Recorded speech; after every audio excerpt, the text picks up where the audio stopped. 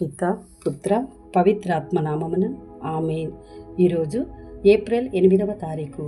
లూకా సువార్త 24వ అధ్యాయము 13వ వచనము నుండి 35వ వచనము వరకు. ఆ రోజునని వారిలో ఇద్దరు యెరూషలేమునకు 7 మైళ్ళ దూరమున ఉన్న ఎమ్మావు గ్రామమునకు వెళ్ళుచు జరిగిన సంఘటనలను గురించి మార్గమున ముచ్చటించుకొనుచుండిరి.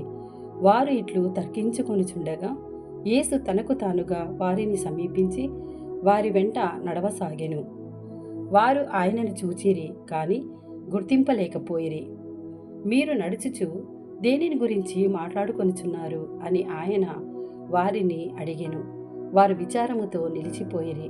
అప్పుడు వారిలో క్లెయోఫా అనునతడు, యెరూషలేములో నీవు క్రొత్తవాడవా? ఈ దినములలో అక్కడ ఏమి జరిగినది నీకు తెలియదా అనేను. ఏమి జరిగినది అని ఆయన తిరిగి ప్రశ్నింపగా వారు ఇటులా చెప్పసాగిరి, నజరేయుడైన యేసును గూర్చి వినలేదా? ఆయన ఒక ప్రవక్త, తన క్రియలనందును వాక్కునందును దేవుని ఎదుటను ప్రజలందరి ఎదుటను శక్తిమంతునిగా పరిగణింపబడినవాడు. మన ప్రధాన అర్చకులు అధిపతులు ఆయనను మరణదండనకు అప్పగించి సిలువ వేసిరి. అయితే ఆయనే ఇజ్రాయేలులను రక్షించునని మేము ఆశతో ఉండేవి.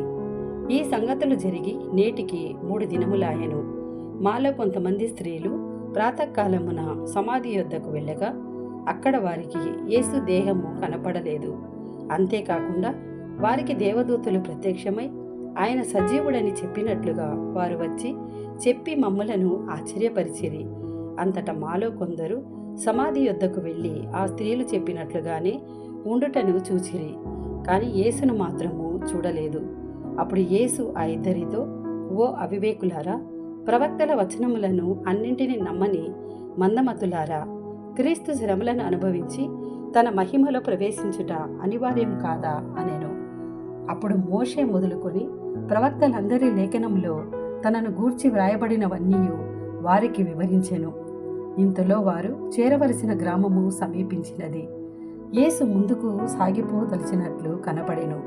అంతట వారు, ప్రొద్దువాలిపోయినది, సంధ్యవేళ అగుచున్నది, మాతో ఉండుడు అని ఆయనను బలవంతము చేయగా ఆయన అందుకు అంగీకరించెను. యేసు వారితో కూడా భోజనమునకు కూర్చుండినప్పుడు ఆయన రొట్టెను తీసుకొని ఆశీర్వదించి విరిచి వారికిచ్చెను. దానితో వారికి కనువిప్పు కలిగినది. వారు యేసును గుర్తించిరి, కానీ ఆయన అదృశ్యుడయ్యెను.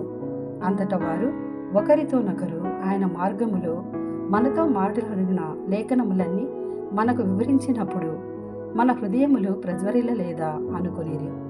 వారు వెంటనే యెరూషలేమునకు తిరిగి వెళ్ళగా అక్కడ 11 మంది శిష్యులు వారితో ఉండిన వారు, ప్రభువు వాస్తవముగా సజీవుడై లేచెను, సీమోనునకు కనిపించెను అని చెప్పుకొనుచుండిరి. అప్పుడు వారు కూడా మార్గమధ్యమున జరిగిన సంఘటనలను వివరించి ఆయన రొట్టెను విరిచినప్పుడు వారు ఎట్లు గుర్తించినది తెలిపిరి. ఇది ప్రభుని వాక్కు. సర్వేశ్వరునికి వందనములు.